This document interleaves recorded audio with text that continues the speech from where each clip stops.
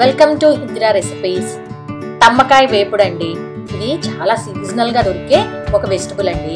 దొరికితే మాత్రం తెచ్చుకొని తినండి, చాలా బాగుంటాయి. ఇలా ఉంటాయండి తమ్మకాయలు. కూరకు కావాల్సిన పదార్థాలు: ఒక అర స్పూన్ పసుపు, 2 స్పూన్ల కారం, మీ రుచి తగినంత ఉప్పు, 4-5 చిన్నులపాయలు మేము మెత్తగా దంచుకున్నామండి. వీటితో పాటే కొన్ని ఆవాలు, కొంచెం జీలకర్ర, కరివేపాకు, ఒక 2 స్పూన్ల నూనె. మేము ఇక్కడ అరకిలో తమ్మకాయలు తీసుకున్నామండి.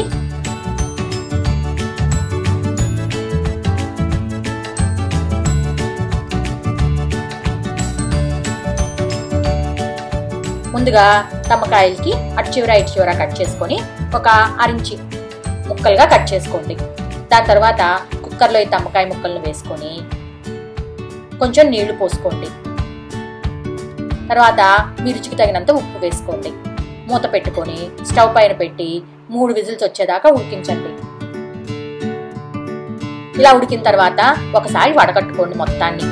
తర్వాత పొయ్యి మీద ఒక కడాయి పెట్టి అందులో ఒక 2 స్పూన్ల ఆయిల్ వేసుకోండి.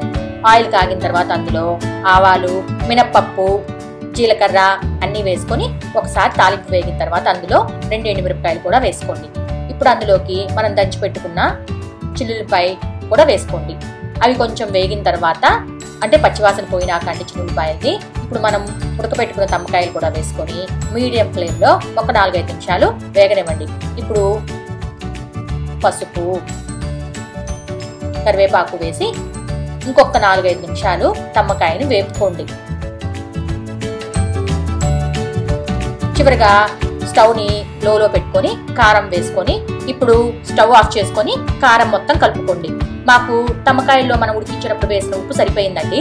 మీకు ఉప్పు కావాలి అనుకుంటే ఇప్పుడు కొంచెం ఉప్పు వేసుకొని మొత్తాన్ని కలుపుకోండి. అంతేనండి, చాలా ఈజీ కదా. కావాలనుకునే వాళ్ళు ఈ ఎర్రకారం బదులు పచ్చిశనగపప్పు కారం కూడా వేసుకోవచ్చండి. కానీ తమ్మకాయలు దొరికితే మాత్రం తెచ్చుకొని తినండి, చాలా బాగుంటుంది కూర.